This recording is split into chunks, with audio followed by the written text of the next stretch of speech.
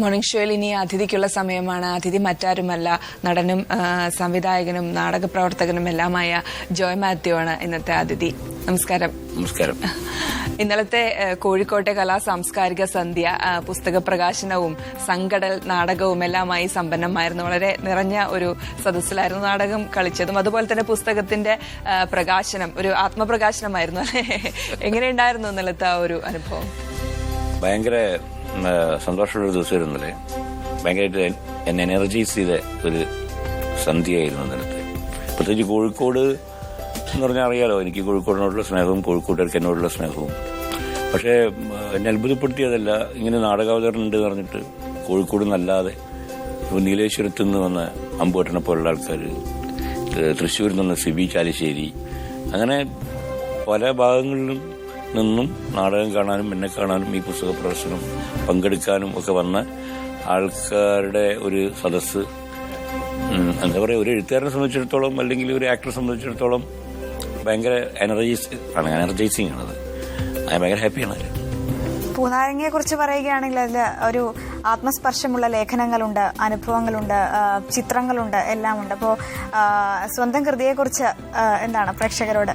സ്വന്തം കൃതി വളരെ നല്ലതാണ്, അങ്ങനെയല്ലേ പറയാൻ പറ്റുള്ളൂ. സ്വന്തം കൃതിയെ പറ്റി പറഞ്ഞാൽ പിന്നെ ആരെങ്കിലും പൈസ കൊടുത്ത് വാങ്ങുന്നത് അല്ല, എന്നാലും വായിക്കാൻ അവരെ പ്രേരിപ്പിക്കാൻ, അല്ലെങ്കിൽ വായിക്കാതെ എനിക്കിത് ഇങ്ങനെ കളക്ട് ചെയ്യാൻ തോന്നിയത്, ഞാൻ വളരെ ലേറ്റ് ആയിട്ടാണല്ലോ ഈ ജനങ്ങൾക്ക് തന്നെ മനസ്സിലാവുന്നത് സിനിമയിൽ വരുന്നൊക്കെ. പക്ഷെ ഞാൻ 26 കൊല്ലം 27 കൊല്ലം മുമ്പ് സിനിമയിൽ അഭിനയിച്ച ഒരാളാണ്. ആ സിനിമ ഒരു ജനകീയ സിനിമയാണ്, അമ്മ അറിയാം. അതങ്ങനെ പോപ്പുലർ സിനിമയൊന്നുമല്ല. പിന്നീട് ഞാൻ പുതുമുഖ, ശരിക്കും മലയാള സിനിമയിൽ പുതുമുഖ. അപ്പോൾ വളരെ കുറേ സിനിമകളൊക്കെ അഭിനയിച്ചപ്പോൾ ആൾക്കാർ എപ്പോഴും എനിക്ക് ഫേസ്ബുക്കിലും ഒക്കെ ചോദിക്കും, നിങ്ങൾ എവിടെയായിരുന്നു ഇത്രയും കാലം, നിങ്ങൾ എവിടെയായിരുന്നു ഇത്രയും കാലം. അപ്പോൾ ഇവർക്കൊരു ഹിസ്റ്ററി അറിയില്ലായിരുന്നു. അപ്പോൾ ഞാൻ ഇങ്ങനെ ഇവിടെ തന്നെ ഉണ്ടായിരുന്നു. സിനിമയല്ലല്ലോ ഒരു മനുഷ്യനെ, എന്താ പറയുക, ഒരു മനുഷ്യനെ മനുഷ്യനാക്കുന്ന സിനിമ മാത്രമല്ലല്ലോ, അയാളുടെ ജീവിതത്തിൽ ചെയ്തിട്ടുള്ള ഒരുപാട് കാര്യങ്ങളുണ്ടാവും. നാടകം ഉണ്ടാവും, എഴുത്തുണ്ടാവും. അപ്പോൾ ഇതൊക്കെ ഒന്ന് ആൾക്കാർക്ക് പരിചയപ്പെടുത്തി കൊടുത്താൽ ഈ ചോദ്യം ഒഴിവാക്കാലോ. സിനിമയിൽ അഭിനയിക്കുന്നവർ എന്നോട് ചോദിച്ചിട്ടുണ്ട്, എവിടെയായിരുന്നു നിങ്ങൾ ഇത്രയും കാലം എന്നൊക്കെ. അപ്പം എനിക്ക് മനസ്സിലായി, ചരിത്രം അറിയാതെ ചോദിക്കുന്നതാണ്. അപ്പോൾ ഞാനിങ്ങനെയൊക്കെയാണ് എന്ന് ബോധ്യപ്പെടുത്തുന്ന ഒരു പുസ്തകമാണ്. തുടക്കത്തിൽ പറഞ്ഞതുപോലെ തന്നെ ഇന്നലത്തെ സന്ധ്യയിൽ ഒരുപാട് ആളുകൾ പലയിടത്തുനിന്നും വന്നു എന്ന് പറയുന്നുണ്ടല്ലോ. അപ്പൊ ഈ ഒരു അത്തരത്തിലുള്ള ഒരുപാട് ബന്ധങ്ങൾ കേരളത്തിൽ അങ്ങോളം ഇങ്ങോളം ഇന്ത്യയിൽ വിദേശങ്ങളിലുണ്ടായ കുറേ സുഹൃത്തുക്കളുണ്ട് അല്ലെ, പല കാലഘട്ടങ്ങളിലായി അല്ലെ. ആ ഒരു ഇന്നലെ വന്ന ആ ഒരു സന്ധ്യ അങ്ങനെ നിറഞ്ഞത് എന്തുകൊണ്ടാണെന്ന് വെച്ചാൽ, ഒരു നടൻ എന്നതിനപ്പുറം അന്നത്തെ ബന്ധങ്ങൾ, അത്തരം സുഹൃത്തുക്കൾ, ആ ഓർമ്മകൾ തന്നെയായിരിക്കും, അവരുമായി ബന്ധപ്പെട്ട ഓർമ്മകൾ തന്നെയായിരിക്കും ഈ പുസ്തകത്തിലും. തീർച്ചയായിട്ടും. കാരണം സൗഹൃദത്തിന് വളരെ വിലയിൽപ്പിക്കുന്ന ഒരാളാണ് ഞാൻ, വളരെ വിലയിൽപ്പിക്കുന്ന ആളാണ്. സൗഹൃദത്തിന്റെ ഒരു മണ്ണിലാണ് ഞാൻ എന്നെ തന്നെ ഉണ്ടാക്കിയിട്ടുള്ളത്. അതേ നിലനിൽക്കുള്ളൂ എന്ന് എനിക്കറിയാം. അപ്പോൾ ഈ പുസ്തകത്തിൽ പരാമർശിക്കപ്പെട്ട, കളിയാക്കപ്പെട്ട, പരിഹസിക്കപ്പെട്ട കുറേ മനുഷ്യന്മാരുണ്ട്. പക്ഷെ അതൊന്നും വളരെ ഒരു നെഗറ്റീവായ അർത്ഥത്തിലല്ല, വളരെ പോസിറ്റീവായ രീതിയിലാണ്. ഞാനിപ്പോൾ പുനത്തിൽ കുഞ്ഞബ്ദുള്ളയെ പറ്റി ലേഖനം എഴുതിയാലും എന്നെ പറ്റിച്ചൊരു കഥയൊക്കെ ഉണ്ട് അതിൽ. പക്ഷെ എങ്കിലും ഞാൻ ആ ലേഖനം അവസാനിപ്പിക്കുന്നത് മഹാനായ ഒരു എഴുത്തുകാരനായ കുഞ്ഞബ്ദുള്ളയോട് ഞാൻ ഇങ്ങനെ പ്രതികാരം ചെയ്യും എന്ന് ചോദിച്ചിട്ട് അവസാനിപ്പിക്കുന്നു. അതുപോലെ MT വാസുദേവനാരെ പറ്റിയാണെങ്കിലും, പിന്നെ പട്ടത്തുവിളയാണെങ്കിലും, തിക്കോടിയനാണെങ്കിലും, ഇനി പുറത്തുള്ള വിദേശികളാണെങ്കിലും, എൻ്റെ ചുറ്റുപാടുള്ള ആൾക്കാരാണെങ്കിലും ഒക്കെ തന്നെ സൗഹൃദത്തിന് വലിയൊരു വില കൊടുക്കുന്ന ആളാണ് ഞാൻ. അപ്പോൾ ഈ സൗഹൃദത്തിന്റെ ഒരു ഇരമ്പമാണ് ഇന്നലെ അവിടെ ഉണ്ടായത്. അത് എനിക്കിടയ്ക്ക് അങ്ങനെ ഒരു, എന്താ പറയുക, പോസിറ്റീവായിട്ടുള്ളൊരു എനർജി കിട്ടുന്ന ഒരു സിറ്റുവേഷൻസ് എനിക്ക് വേണമെന്ന് വിചാരിക്കുന്ന ഒരാളാണ് ഞാൻ. കുഞ്ഞബ്ദുള്ളയുടെ പനമരങ്ങൾ അല്ലെ, ഒപ്പം MT എന്നോട് നോ പറയാൻ, MT എന്നോട് നോ പറഞ്ഞു അല്ലെ, MT എന്നോട് പറഞ്ഞു നോ. അപ്പോ ഇതാണ് ആ കുറിപ്പുകൾ. ആദ്യമായിട്ട് നോ പറയാൻ പഠിപ്പിച്ച ആളാണോ MT? അങ്ങനല്ല, ആദ്യമായിട്ട് ഒരു പ്രത്യേക ഘട്ടത്തിൽ എന്ന കാര്യം ചെയ്യാൻ പറ്റില്ല എന്ന് പറഞ്ഞു MT. അപ്പൊ അന്ന് നമ്മൾ കുട്ടികളാണ്, വിദ്യാർത്ഥികളാണ്. അപ്പൊ ഞങ്ങൾ വിചാരിച്ചു, ഇയാള് ഭയങ്കര നോ എന്ന് പറയാൻ മാത്രം ഭയങ്കര ജാടയാണ്, ഇയാൾ എഴുത്തുകാരൻ, വലിയ നല്ല എഴുത്തുകാരനൊന്നല്ല. അതൊക്കെ ഞങ്ങൾ സ്വയം മനസ്സിൽ, എന്താ പറയുക, പ്രാകുകയും ഒക്കെ ചെയ്തു. പിന്നീടൊരു ഘട്ടത്തിൽ, വർഷങ്ങൾക്ക് ശേഷം, ഞാൻ ഓഷോ രജനീഷിനെ കാണാൻ പോയി. അപ്പോൾ അന്നത്തെ ഓഷോന്റെ പ്രഭാഷണം ജീവിതത്തിൽ നോ എന്ന് പറയാൻ കഴിയുന്നതാണ് ഒരു മനുഷ്യന്റെ വിജയം. യെസ് എന്ന് ആർക്കും എളുപ്പത്തിൽ പറയാം, അല്ലെ? യെസ് എന്ന് പറയുന്ന ഭയങ്കര എളുപ്പമാണ്, എന്തിനും യെസ് പറയാം. പക്ഷെ നോ എന്ന് പറയുമ്പോൾ കേൾക്കുന്ന ആൾക്ക് പെട്ടെന്ന് നമ്മളെ ഇഷ്ടപ്പെടില്ല. പക്ഷേ ഒരു ലോങ് റണ്ണിൽ അതായിരിക്കും സേഫ്. അപ്പോൾ ഞാൻ ആലോചിച്ചു, MT അന്ന് നോ പറഞ്ഞത് ഇതിന്റെ ഒരു തുടർച്ചയായിരിക്കും. പിന്നീട് പക്ഷെ എനിക്കിപ്പോഴും പലതിനോടും നോ പറയാൻ പറ്റിയിട്ടില്ല. ഞാൻ ശ്രമിച്ചുകൊണ്ടിരിക്കുകയാണ്. അങ്ങനെയാണ് ഈ ജീവിതത്തിൽ എങ്ങനെ നോ പറയണം, എന്തിന് നോ പറയണം. നമുക്ക് ഇഷ്ടമില്ലാത്തൊരു കാര്യം നമുക്ക് ഇഷ്ടമില്ലാതെ തന്നെ പറയണം. അതാണ് MT ചെയ്തത്. എനിക്ക് സാധ്യമല്ലാത്തൊരു കാര്യം ഞാനിതിനെ ഏൽക്കുന്നത്, ഞാൻ നോ എന്ന് പറയുന്നു. അത് മനസ്സിലാക്കാനുള്ള ബുദ്ധി അന്ന് ഞങ്ങൾക്കുണ്ടായില്ല, എനിക്കും എൻ്റെ സുഹൃത്ത് പ്രേംചന്ദ്രനും ഉണ്ടായില്ല. പക്ഷേ പിന്നീട് തിരിച്ചറിഞ്ഞു MT ആയിരുന്നു ശരി. അങ്ങനെയുള്ള ലേഖനങ്ങളൊക്കെയാണ് ഇതിലുള്ളത്. ഈ പുസ്തക പ്രകാശനത്തിനും ഇപ്പോഴത്തെ ഒരു കാലഘട്ടത്തിൽ വളരെയധികം ഈ പുസ്തകത്തിനും ഒരു പ്രസക്തി ഉണ്ടെന്ന് എനിക്ക് തോന്നുന്നു. കാര്യം അന്നത്തെ ഒരു കാലഘട്ടം ഉണ്ടായിരുന്നു, കലുഷിതമായ ഒരു രാഷ്ട്രീയ അന്തരീക്ഷമായിരുന്നു അന്നുണ്ടായിരുന്നത്. അന്ന് അതിനെതിരെ ഏറെ കലാകാരന്മാർ പ്രതികരിക്കുന്ന ഒരു കാലഘട്ടം കൂടിയായിരുന്നു. ഇന്നും ഏകദേശം അത്തരത്തിലുള്ള അസഹിഷ്ണുതയുടെ ഫാഷിസത്തിന്റെ ഒക്കെ ഒരു കാലഘട്ടമാണ്. അപ്പോൾ അന്നത്തെ കുറിപ്പുകൾ അല്ലെ, അന്ന് ഇതുമായി ബന്ധപ്പെട്ട കുറേ ഓർമ്മക്കുറിപ്പുകളുണ്ട്. 70കളുടെ അവസാനം 80കളുടെ തുടക്കം, ആ ഒരു കാലഘട്ടം എന്ന് പറയുന്നത്.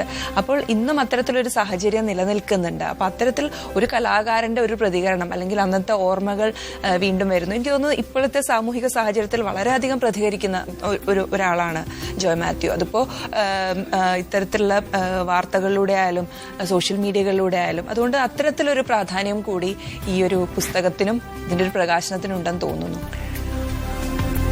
ഒരു സോഷ്യൽ ലൈഫ് നയിക്കുന്ന ഒരാൾ എന്നുള്ളത്, സാമൂഹ്യ ജീവി എന്നുള്ള നിലയ്ക്ക് നമുക്ക് ശരിയല്ലാന്ന് തോന്നുന്ന കാര്യങ്ങൾ നമ്മൾ ശരി അല്ല, തെറ്റാണെന്ന് പറഞ്ഞ് ശീലിച്ച ഒരാളാണ് ഞാൻ. അത് ഇന്നും നിലയും തുടങ്ങിയതല്ല. സോഷ്യൽ മീഡിയ ആക്റ്റീവായപ്പോൾ പെട്ടെന്ന് അഭിപ്രായം പറയുന്ന ഒരാളല്ല ഞാൻ. എൻ്റെ പേരിൽ 5-8 കേസുകളൊക്കെ പണ്ട് തന്നെ ഉണ്ടായിരുന്നു. അത്യാവശ്യം ജയിലിലും പോയിട്ടുണ്ട്, സമരമൊക്കെ ചെയ്തിട്ട്. അതൊന്നും പുതിയ കുട്ടികൾക്ക് അറിയില്ലല്ലോ.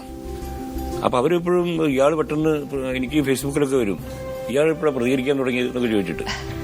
അപ്പം ഞാൻ പറയും, മോനെ നീ എനിക്കിതിന് മുന്നേ തുടങ്ങിയിട്ടുണ്ട് ഞാൻ ഈ പരിപാടി. അപ്പോൾ ഇത്തരം ഒരു പുസ്തകത്തിന്റെ പ്രസക്തി എന്ന് പറഞ്ഞാൽ 75-76 ശേഷമുള്ള ഒരു സാമൂഹിക ജീവിതമാണ് എൻ്റെ യൗവനത്തിൽ ഞാൻ അനുഭവിച്ചത്. അപ്പോൾ നമ്മളെങ്ങനെ കാര്യങ്ങൾ രാഷ്ട്രീയമായി കാണുന്നു, മനുഷ്യന്റെ സ്വാതന്ത്ര്യം എന്താണ്, ഒരിക്കലും തീരാത്തൊരു അന്വേഷണമാണല്ലോ എന്താണ് സ്വാതന്ത്ര്യം എന്നുള്ളത്. അപ്പം അതിലേക്കൊക്കെയുള്ള ഒരു വഴിയാണ് ഈ പുസ്തകം.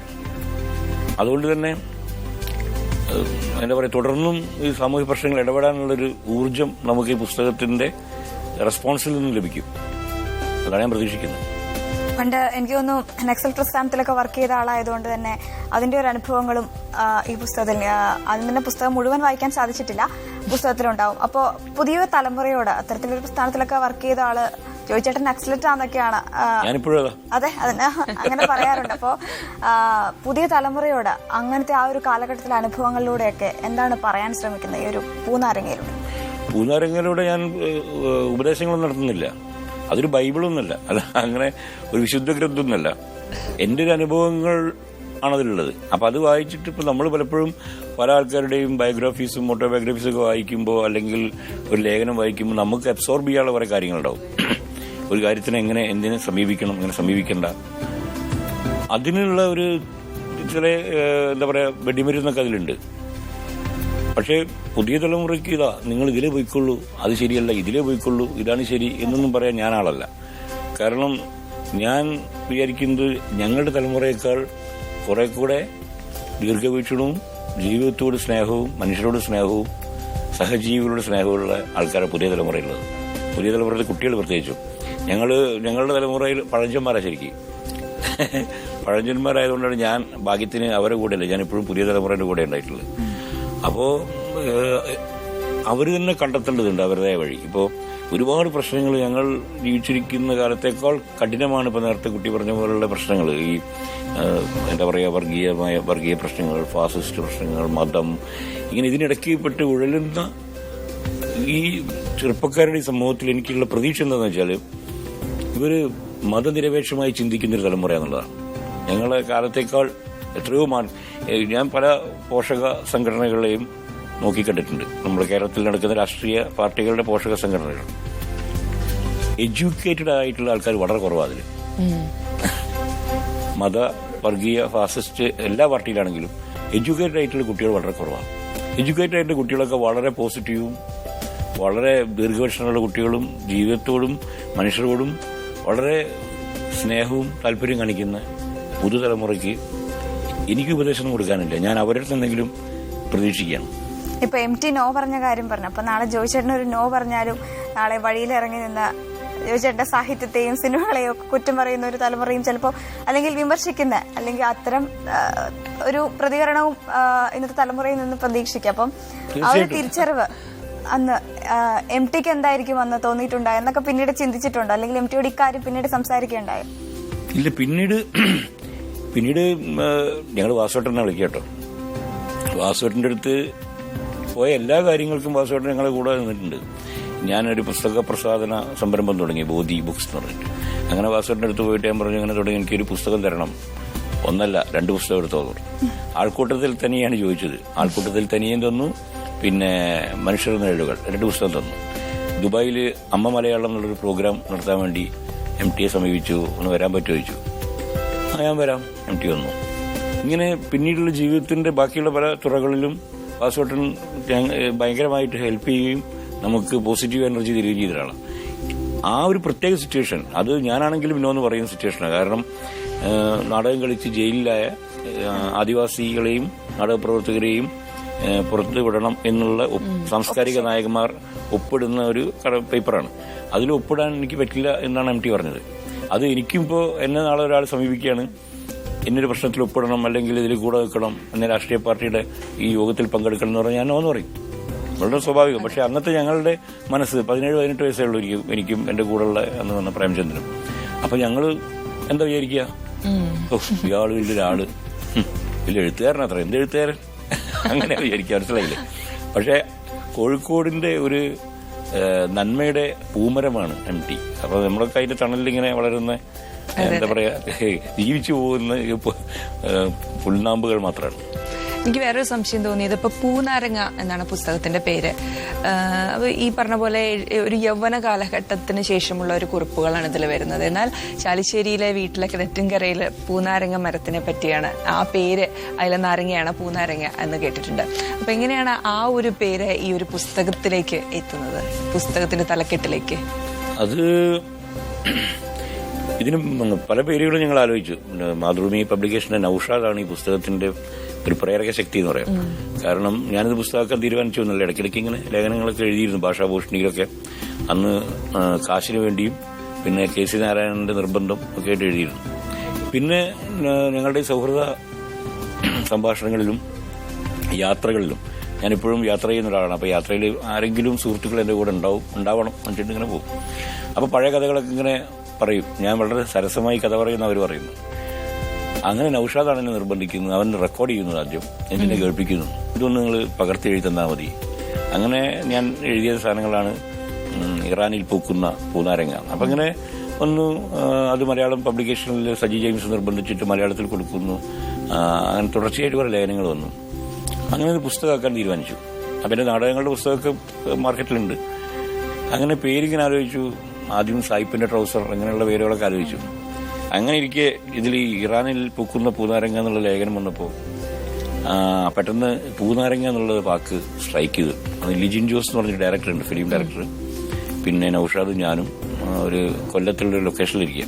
അപ്പോൾ ഈ പുസ്തകത്തെ പറ്റി ഇങ്ങനെ പറഞ്ഞു വന്നപ്പം ഞാൻ ഇറാനിൽ പോയ കഥയും അവിടുന്ന് ഒരു വ്യാജച്ചാരായം കുടിക്കേണ്ടി വന്നതും, അപ്പോൾ അതിങ്ങനെ ഒക്കാനിക്കാൻ വന്നപ്പോൾ ഇറാനി എനിക്ക് ഒരു പൂനാരങ്ങ എടുത്തു തന്നു. പൂനാരങ്ങ എന്ന് പറഞ്ഞാൽ ചെറുനാരങ്ങ ആവുന്നതിന് മുമ്പുള്ള ആ പച്ച നിറത്തിലുള്ള ഇതിനാ പറയാം. പെട്ടെന്ന് എനിക്ക് അത് സ്മെല്ല് ചെയ്തപ്പോൾ, എൻ്റെ കുട്ടിക്കാലത്ത് ചാലിശ്ശേരി എന്നുള്ളൊരു ഗ്രാമത്തിലാണ് ഞാൻ വെക്കേഷനൊക്കെ ചെലവിട്ടിരുന്നത്, അമ്മയുടെ അച്ഛൻ്റെയും വീട്ടോടെ. വലിയ പറമ്പും പാടൊക്കെ ഉള്ളൊരു സ്ഥലം, പാലക്കാട് ജില്ലയിൽ. അവിടെ അടുക്കള മുറ്റത്തൊരു പൂനാരങ്ങയുണ്ട്. അതെനിക്ക് ഓർമ്മ വന്നു. അപ്പം ഈ പുസ്തകത്തിന് പറ്റിയ പേര് പൂനാരങ്ങ.